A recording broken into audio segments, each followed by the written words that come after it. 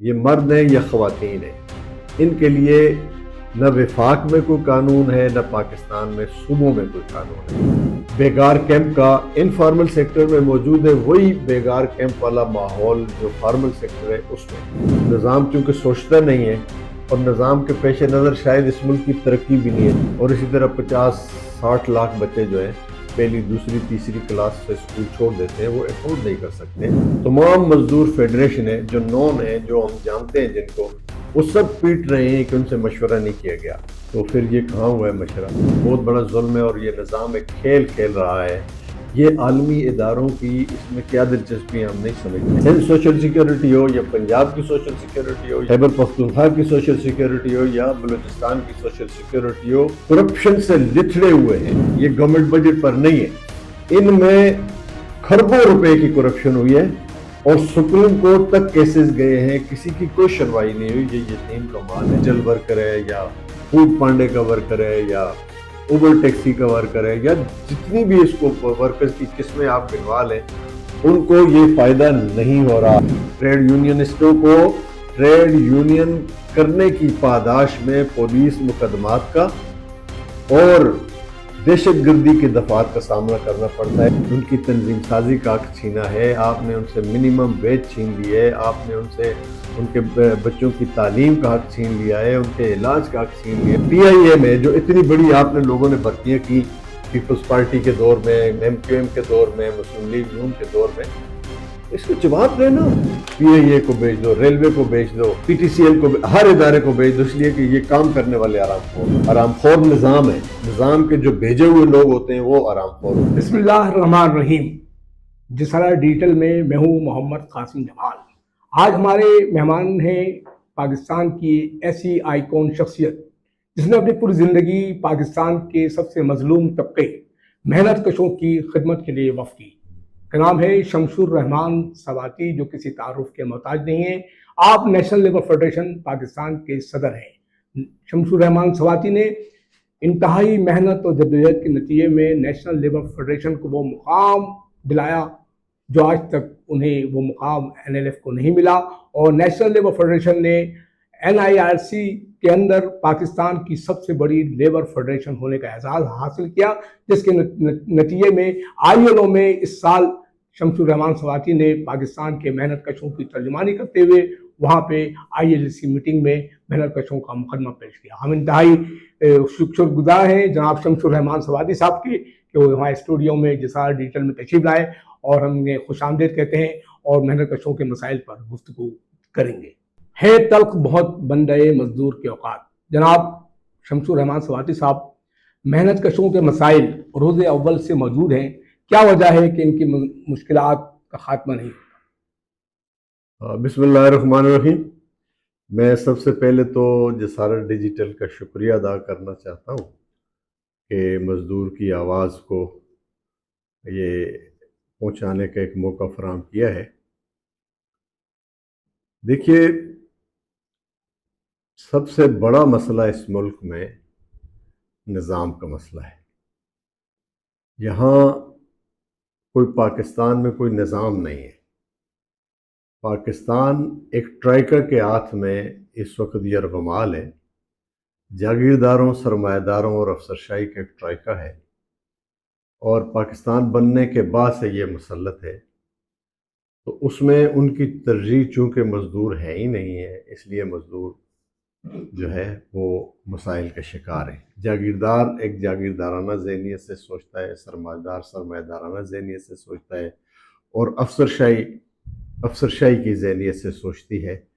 تو اور پھر یہ کہ کوئی ہم ایسا محسوس کر رہے ہیں، بالکل واضح ہوتا ہے کہ صنعت کی ترقی کے لیے کوئی پالیسی نہیں ہے، زراعت کی ترقی کے لیے کوئی پالیسی نہیں ہے، سائنس اور ٹیکنالوجی کے لیے کے حصول کے لیے کوئی پالیسی نہیں ہے، اور صنعت کا پہیہ چلانے کے لیے جو انرجی ہوتی ہے وہ ایک بنیادی چیز ہے۔ تو یہاں انرجی کے جتنے بھی سستے ذرائع ہیں انہیں اختیار نہیں کیا جاتا، بلکہ انرجی کو بھی یہ جاگیردار سرمایہ دار اور افسرشاہی مل کر اپنے پپٹس کے بھینٹ چڑھا دیتی ہے۔ صاحب، یہ نیشنل لیبر فیڈریشن کو این آئی آر سی اور آئی ایل او نے اس سال بہت آپ قابل مبارکباد ہیں، آپ نے انت تک محنت کی اور یہ نمبر 1 فیڈریشن قرار دی، اور اس دفعہ جو میٹنگ ہوئی ہے جنمو میں اس میں بھی آپ نے شرکت کی۔ آپ کیا سمجھتے ہیں کہ آپ نے جو نیشنل لیبر فیڈریشن کی جو نمائندگی وہاں کی ہے، اس سے محنت کشوں کے مسائل کے حل میں کوئی مدد آپ کو حاصل ہوگی؟ جی بالکل، دیکھیے بات یہ ہے کہ این ایل ایف کی ریکگنیشن سے اس میں مزدور کی جو حقیقی آواز ہے وہ پہنچ گئی، ان ایوانوں تک پہنچ گئی جہاں مزدور کی حقیقی آواز نہیں پہنچتی تھی۔ تو اس لحاظ سے یہ مزدور کا فائدہ ہے کہ بھئی ان کی جو حقیقی آواز ہے وہ وہاں پہنچ گئی۔ آپ کیا سمجھتے ہیں اس وقت پاکستان کا جو محنت کش طبقہ انتہائی مسائل اور مشکلات کا شکار ہے، ان کے سب سے بڑے مسائل ابھی اس وقت ہیں کیا؟ پاکستان میں پاکستان کی آبادی کا تیسرا حصہ ہے لیبر فورس، جہاں کی 8.5 کروڑ مزدور ہے پاکستان میں۔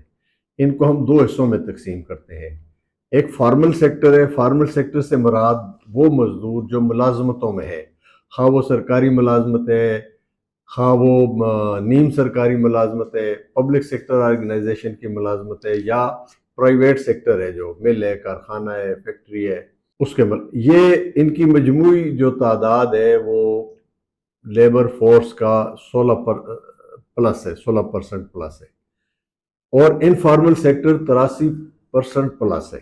انفارمل سیکٹر جو ہے وہ مکمل محروم ہے لیبر قوانین سے اور سوشل پروٹیکشن کے قوانین سے۔ دیہڑی دار مزدور جو ہے پاکستان کا، وہ کھیت میں کام کرتا ہے، کھلیان میں کام کرتا ہے، منڈی میں، بازار میں، ہوٹلوں پر، دکانوں پر، گھروں میں، تعمیرات کا مزدور ہے، فشری کا مزدور ہے، بٹے کا مزدور ہے، یہ راج ہے، مستری ہے، ڈرائیور ہے، کنڈکٹر ہے، پینٹر ہے، ڈینٹر ہے، میکینک ہے، الیکٹریشین ہے، یہ سارے کے سارے لوگ، یہ مرد ہیں یا خواتین ہیں، ان کے لیے نہ وفاق میں کوئی قانون ہے، نہ پاکستان میں صوبوں میں کوئی قانون ہے۔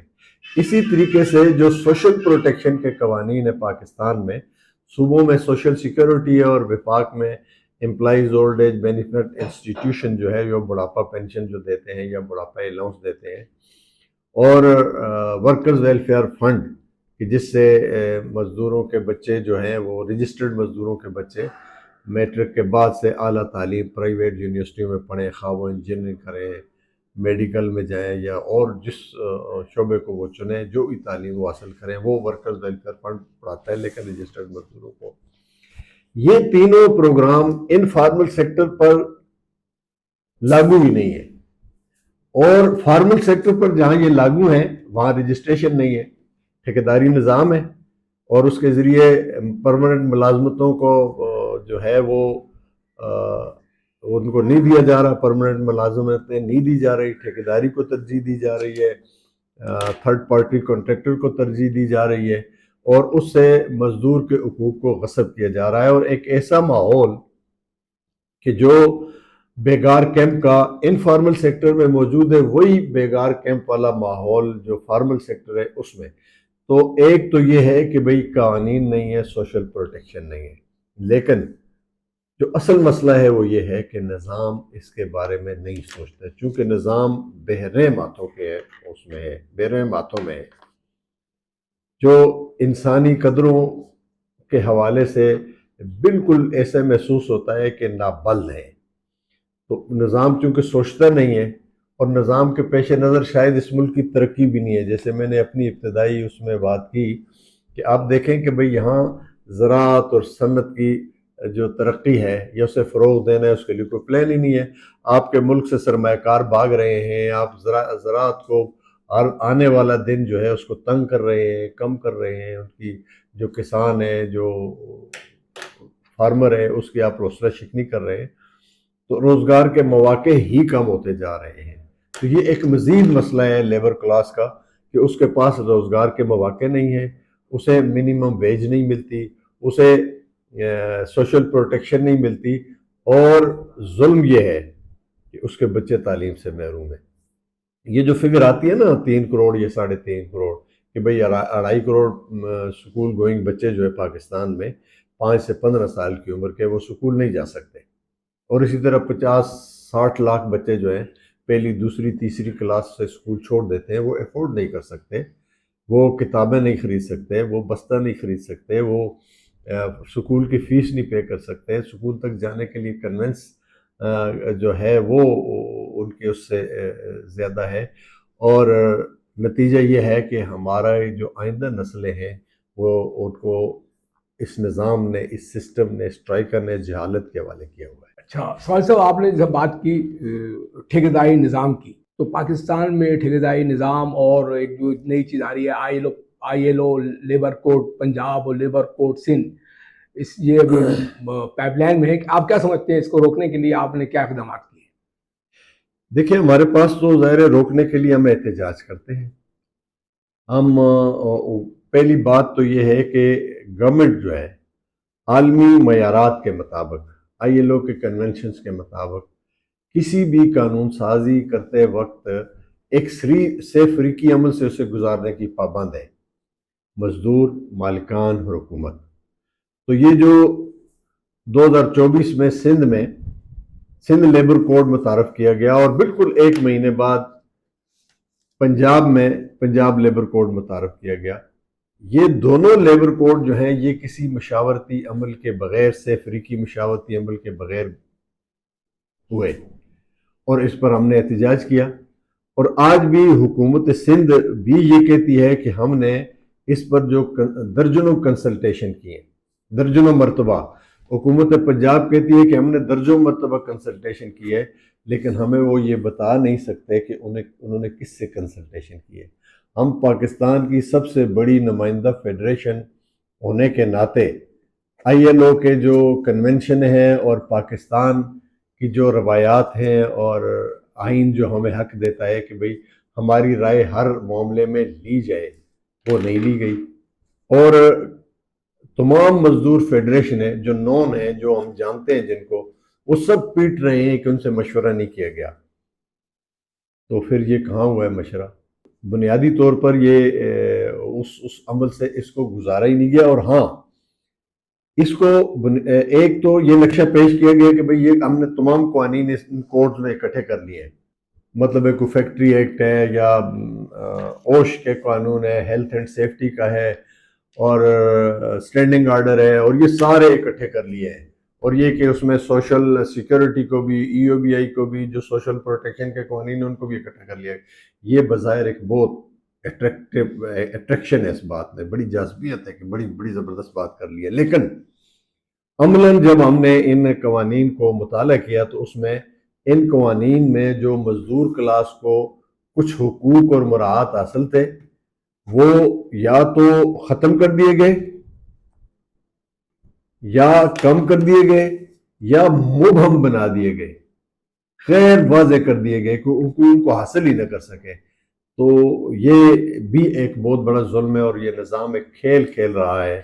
یہ عالمی اداروں کی اس میں کیا دلچسپی ہم نہیں سمجھتے، لیکن یورپ کا ماحول اور ہے، پاکستان کا ماحول اور ہے، وہاں قانون کی بالادستی ہے، وہاں ہر شہری کو سوشل پروٹیکشن حاصل ہے، اور پاکستان میں تو جن کے لیے سوشل پروٹیکشن کے ادارے بنائے گئے ہیں جن لیبر کے لیے، ان کو بھی حاصل نہیں ہے۔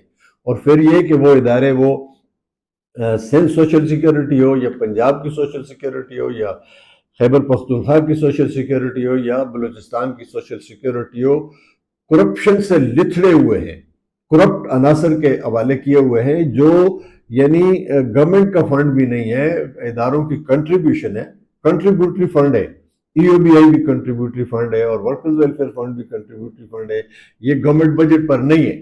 ان میں کھربوں روپے کی کرپشن ہوئی ہے، اور سپریم کورٹ تک کیسز گئے ہیں، کسی کی کوئی سنوائی نہیں ہوئی۔ یہ یتیم کا مال ہے، یعنی ایک تو اس سے بجائے اس کے کہ لوگوں کو کچھ سہولت دیتے، یہ بھی وہ مافیا جو اشرافیہ ہے، جو مافیا ہے، وہ کھا جاتا ہے، اور ان کو یہ سب حلال ہے، اور یہ یتیم کا مال ہے، اس کی کوئی آواز نہیں ہے۔ سوال صاحب، ہم دیکھتے ہیں کہ ہم ILO قوانین کی بات کرتے ہیں، لیکن ہم دیکھتے ہیں پاکستان میں بھٹا مزدور ہو گیا، اور چائلڈ لیبر ہو گئے، اور اس کے علاوہ کارکنی کا مزدور جس بے بسی کا شکار ہے، کوئی ان کو سیفٹی نہیں ہے۔ تو یہ اس سلسلے میں حکومت کو چاہیے کہ اقدامات کرے۔ تو آپ کی یہ مزدور فیڈریشن وغیرہ اس سلسلے میں کیا کر رہی ہے؟ دیکھیے، جو آپ نے ILO کی بات کی، ILO پاکستان میں کچھ لوگوں کے ہاتھوں یرغمال ہے. وہ ہم موسٹ ریپرزنٹیٹیو فیڈریشن ہے. ILO اپنے کنونشن کے مطابق ہمارے ساتھ کنسلٹیشن کرنے کی پابند ہے. اپنے آئین، اپنے دستور، اپنے کنونشن کے مطابق ہمیں وہ نظر انداز کرتے ہیں، اور وہی لوگ ہیں انہی کے ساتھ وہ کرتے ہیں. اور ان لوگوں کا مسئلہ یہ ہے، ہم نے ان لوگوں سے یہ براہ راست بھی بات کی ہے کہ خدا را آپ یہاں کسی ایسے مافیا کو نہ پالیں کہ جس کا مزدور کلاس سے کوئی تعلق نہیں ہے. ایک بندہ خود لیبر نہیں ہے، لیبر کی نمائندگی کرنے کا اس کو کیا حق حاصل ہے؟ تو وہ لوگ اس کو اپنی اس فیسلٹی کے لیے کہ وہ سفر کرتے ہیں تو اس کو سفر کے اخراجات مل جاتے ہیں، تھوڑا کرتے ہیں تو زیادہ مل جاتے ہیں، کہیں ہوٹلوں میں ٹھہرتے ہیں، کہیں اچھے کھانے کر لیتے ہیں، سیمینار کر لیتے ہیں. لیکن ILO کے جتنے پروگرامات ہیں ہم ان کی قدر بھی کرتے ہیں، لیکن پاکستان میں ILO کے ان سارے پروگرامات اور ساری کوششوں کا فائدہ فشری کے مزدور کو نہیں ہو رہا، بٹے کے مزدور کو نہیں ہو رہا، کھیت کے مزدور کو نہیں ہو رہا، صنعت کے مزدور کو نہیں ہو رہا، زراعت کے مزدور کو نہیں ہو رہا. انفارمل سیکٹر کے جو ڈیجیٹل ورکر ہے یا فوڈ پانڈے کا ورکر ہے یا اوبر ٹیکسی کا ورکر ہے یا جتنی بھی اس کو ورکرز کی قسمیں آپ گنوا لیں، ان کو یہ فائدہ نہیں ہو رہا. اس پر ILO کو سوچنا چاہیے کہ وہ جن لوگوں کے ذریعے سے مزدوروں کو فائدہ پہنچانا چاہتے ہیں وہ سارے فائدے ان لوگوں کی ذات تک محدود ہیں. پاکستان کا مزدور ان سے محروم ہے. یہی وجہ ہے کہ پاکستان میں ٹریڈ یونین کا دائرہ سکڑ رہا ہے، ٹریڈ یونین ویک ہو رہی ہے، ٹریڈ یونین کمزور ہو رہی ہے، ٹریڈ یونین کی تعداد کم ہو رہی ہے، CBS کی تعداد کم ہو رہی ہے، ٹریڈ یونین پر قدغنیں ہیں، ٹریڈ یونین کے راستے میں رکاوٹیں ہیں. ٹریڈ یونینسٹوں کو ٹریڈ یونین کرنے کی پاداش میں پولیس مقدمات کا اور دہشت گردی کے دفعات کا سامنا کرنا پڑتا ہے. یہ پاکستان ہے، اس کے آئین جو قومی اسمبلی ہے اس کے ممبران بھی میری اس بات کو سنیں، صوبائی اسمبلیوں کے ممبران بھی میری اس بات کو سنیں. اس ملک کے جو کارپرداز ہیں جن کے پاس اختیارات ہیں وہ بھی میری اس بات کو سنیں کہ آپ اپنے پاکستان کے ان لوگوں کو کہ جو تعمیر کرتے ہیں، جو اس پاکستان کو روشن کرتے ہیں، جو اس پاکستان کو ترقی دیتے ہیں، جنہوں نے اپنا خون پسینہ اس پاکستان کے لیے ایک کیا ہے، آپ نے ان سے ان کی تنظیم سازی کا حق چھینا ہے. آپ نے ان سے منیمم ویج چھین لی ہے، آپ نے ان سے ان کے بچوں کی تعلیم کا حق چھین لیا ہے، ان کے علاج کا حق چھین لیا ہے، آپ نے ان کے سروں پر چھت کا سایہ جو ہے وہ چھین لیا ہے. آپ کا ہر آنے والا دن بے روزگاری میں اضافہ کر رہا ہے، غربت میں اضافہ کر رہا ہے، اور بھوک کی وجہ سے لوگوں کی صحت اور ہر چیز تباہ و برباد ہو رہی ہے.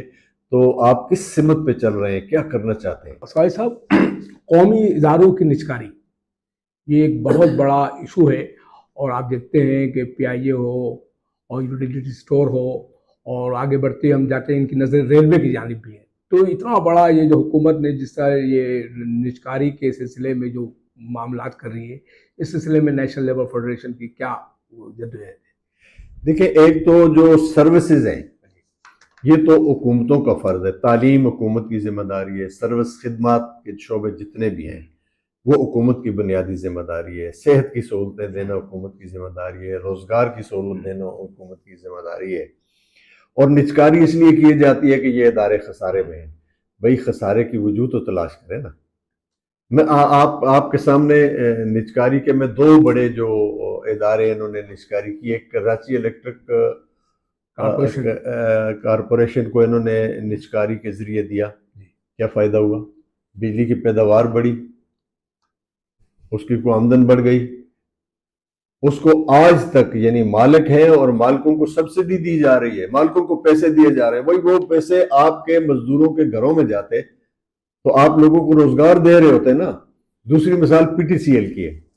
اب PTCL جب نجکاری اس کی ہوئی جس وقت 2006-07 میں، تو اس میں 60 سے 70 ہزار لوگ کام کرتے تھے. آج 10 ہزار لوگ کام کر رہے ہیں. 50 سے 60 ہزار لوگوں کو آپ نے روزگار سے محروم کر دیا ہے. یہ تو وہ روزگار تھا جو براہ راست ہے. جو انڈائریکٹ اس سے وابستہ دیگر لوگ ہوتے ہیں. اور پھر یہ کہ آپ نے اتصالات کو وہ بیچا ادارہ، اور اتصالات نے جو اس کے 25-26% شیئر خریدے آج تک انہوں نے آپ کو ادائیگی نہیں کی، تو آپ نے یہ کس بنیاد پر ان کے حوالے مینجمنٹ کر دی؟ اور پھر یہ کہ وہ جتنی بھی اس کی اسٹیبلشمنٹ ہے یعنی وہ نہیں بکی، وہ اسٹیبلشمنٹ پاکستان کی ہیں، اتصالات ان اسٹیبلشمنٹس کو وہ جو کراچی میں ہے، جو لاہور میں ہے، جو پشاور میں ہے، جو راولپنڈی میں ہے، جو چھوٹے بڑے شہروں اور مضافات میں ہے، ان کو وہ بیچ رہا ہے۔ آپ کا ریونیو کم ہوا، آپ کے ٹیکسز کم ہوئے، اور آپ کا ریونیو مطلب زر مبادلہ باہر جا رہا ہے۔ یہ عجیب آپ نے نجکاری کی ہے۔ نجکاری جو ہے، ادارے اگر تباہ ہوئے ہیں، یہ ہمارے جو عوام میں بھی نا، عوام کے سامنے جب نجکاری کی بات کی جائے تو وہ کہتے ہیں یہ حرام خور ہیں، ان کو بیچ دو، پی آئی اے کو بیچ دو، ریلوے کو بیچ دو، پی ٹی سی ایل کو، ہر ادارے کو بیچ دو، اس لیے کہ یہ کام کرنے والے حرام خور ہیں۔ یہ ریپوٹیشن کس نے خراب کی ہے؟ حرام خور نظام ہے، نظام کے جو بھیجے ہوئے لوگ ہوتے ہیں وہ حرام خور ہوتے ہیں۔ ایک ادارے میں اس کی ویکنسیوں کی گنجائش اگر 10,000 ہے تو اس میں آپ 25,000 لوگ گھسیڑ دیں گے، اپنے خاص اس ایم این اے کے بندے، اس ایم این اے کے بندے، اس ایم پی اے کے بندے، اس پارٹی کے بندے، اس پارٹی کے بندے، اور وہ اس کی تنخواہوں پہ چلے جائیں گے، تو ادارہ بیٹھے گا یا نہیں بیٹھے گا؟ کرپٹ لوگوں کو اس کی مینجمنٹ دیں گے، وہ خرید کریں گے تو کرپشن کریں گے، فروخت کریں گے تو کرپشن کریں گے، چیزوں کو چلائیں گے تو ریلوے جو مال برداری کا کام کرتا ہے، ریلوے کو مال برداری سے کس نے محروم کیا ہے؟ ریلوے کے ملازمین نے محروم کیا ہے۔ پی آئی اے میں جو اتنی بڑی آپ نے لوگوں نے بھرتیاں کی، پیپلز پارٹی کے دور میں، ایم کیو ایم کے دور میں، مسلم لیگ نون کے دور میں، تو اس کا جواب دینا۔ یہ نجکاری جو ہے، اس کا سارا لوگ یہ سمجھتے ہیں کہ یہ سرکاری اداروں اور نیم سرکاری اداروں اور پبلک سیکٹر آرگنائزیشن کے ملازمین بے ایمان ہوتے ہیں۔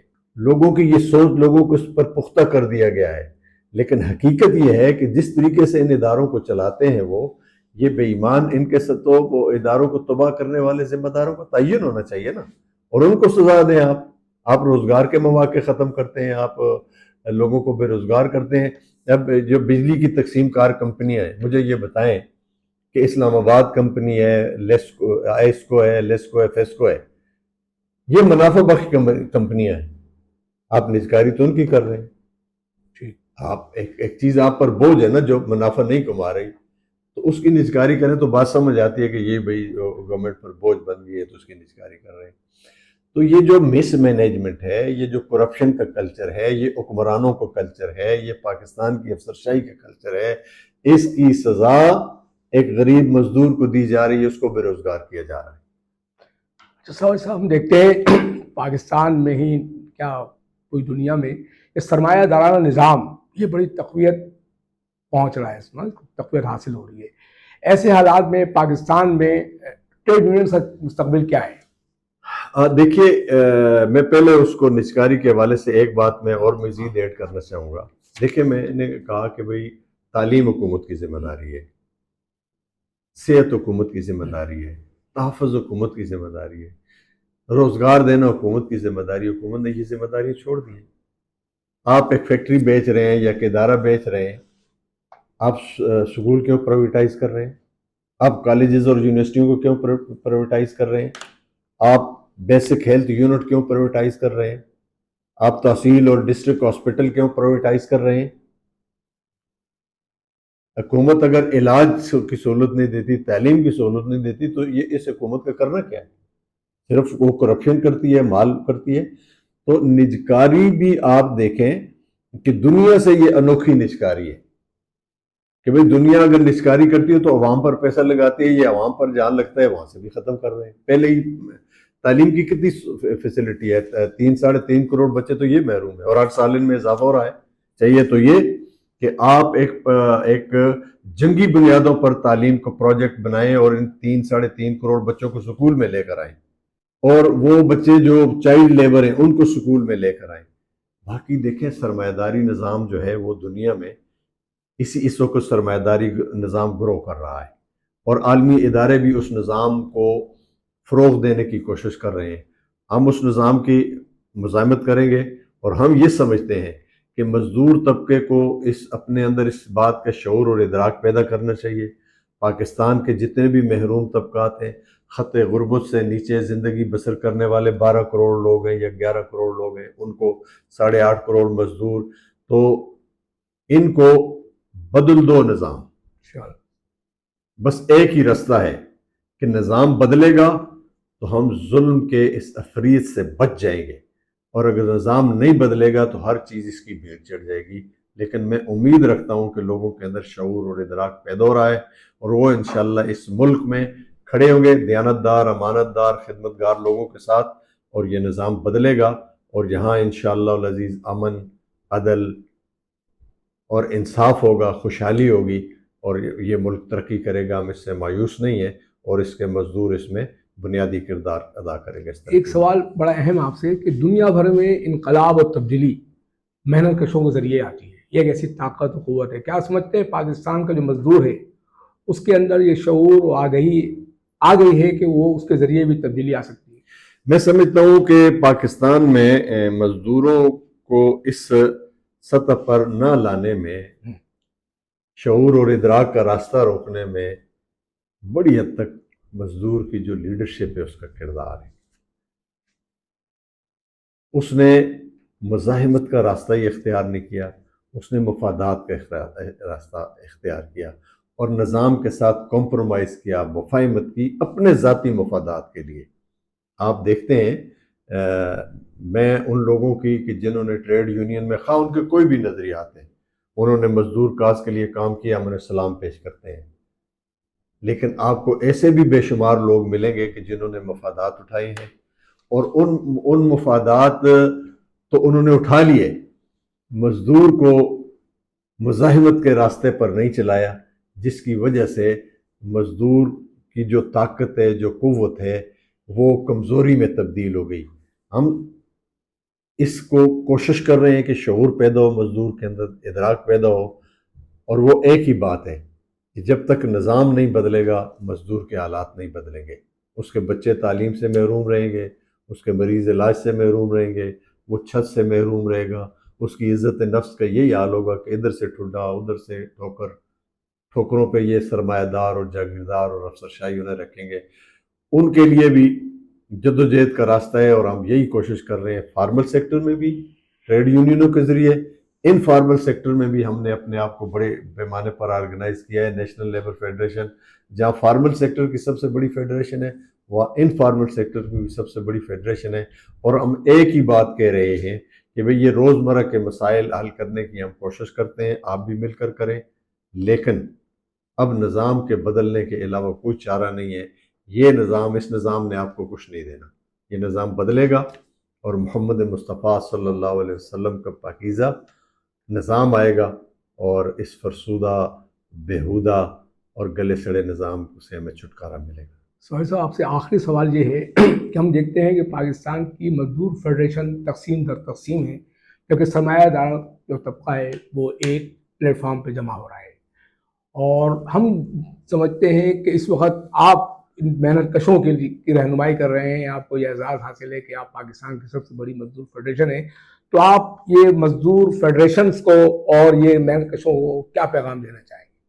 دیکھیے، ہم نہ صرف پیغام دیتے ہیں بلکہ ہم اس پر عمل پیرا ہیں۔ ہمیں جہاں نمائندگی کا موقع ملتا ہے ہم وہاں کھڑے ہو کر کہتے ہیں کہ تمام فیڈریشنوں کو بلاؤ، تو ہم ان کو متحد کر رہے ہیں، اور یہ بات سمجھا رہے ہیں کہ ماضی میں جو کچھ ہو گیا سو ہو گیا، اب بھی چلو مل کر ان لوگوں کی فلاح و بہبود کے لیے کام کرتے ہیں، ان کی آواز بنتے ہیں، انہیں ظلم سے نجات دلاتے ہیں۔ لیکن میں اس موقع پر یہ بات بھی کہوں گا کہ بھئی جو مالکان، جو اونرز اپنا سرمایہ بھی یہاں لگاتے ہیں اور قانون کے مطابق اپنے مزدوروں کو فیسیلیٹیٹ بھی کرتے ہیں، ایسے لوگوں کی ہم حوصلہ افزائی کرتے ہیں، اور ہم یہ چاہتے ہیں کہ وہ دیگر ایسے لوگ جو صنعت کار ہیں، جو اپنے لوگوں کو social security, U B I, workers welfare fund کی رجسٹریشن سے محروم رکھتے ہیں، جو منیمم ویج سے محروم رکھتے ہیں، وہ بھی اپنے سرمایہ کو، اپنے سکون کو حاصل کرنے کے لیے اس روش سے باز آئیں۔ ہم اس پاکستان میں رہنے والے سارے لوگ اس پاکستان کے لیے مل کر کام کریں، ہم اس کے سٹیک ہولڈر ہیں۔ اسی پاکستان کے ساتھ ہمارا مرنا ہے، اسی کے ساتھ ہمارا جینا ہے، یہ ترقی کرے گا، خوشحالی ہوگی تو ہم سب خوشحال ہوں گے۔ اگر اس میں ہم یہ سمجھتے ہیں کہ بھئی کوئی یہ سمجھتا ہے کہ میں خوشحال ہو گیا ہوں، مزدور بحال رہے تو کوئی نہیں ہے، تو اس کے بحال ہونے میں بھی پھر زیادہ دیر نہیں لگے گی۔ بہت شکریہ جناب محترم شمس الرحمان سواتی صاحب۔ القاسب حبیب اللہ، یہ شمس الرحمان سواتی ان کی تنظیم نیشنل لیبر فیڈریشن کا موٹو ہے، اور پورے پاکستان میں یہ مزدور طبقے کی ترجمانی کر رہے ہیں، ان کی حقوق کے لیے آواز بھی اٹھا رہے ہیں۔ ہم بہت شکر گزار ہیں محترم شمس الرحمان سواتی صاحب کے کہ انہوں نے اپنے قیمتی ٹائم میں سے وقت نکالا۔ انشاءاللہ آئندہ بھی ہم آپ کو زحمت دیں گے۔ السلام علیکم ورحمۃ اللہ وبرکاتہ۔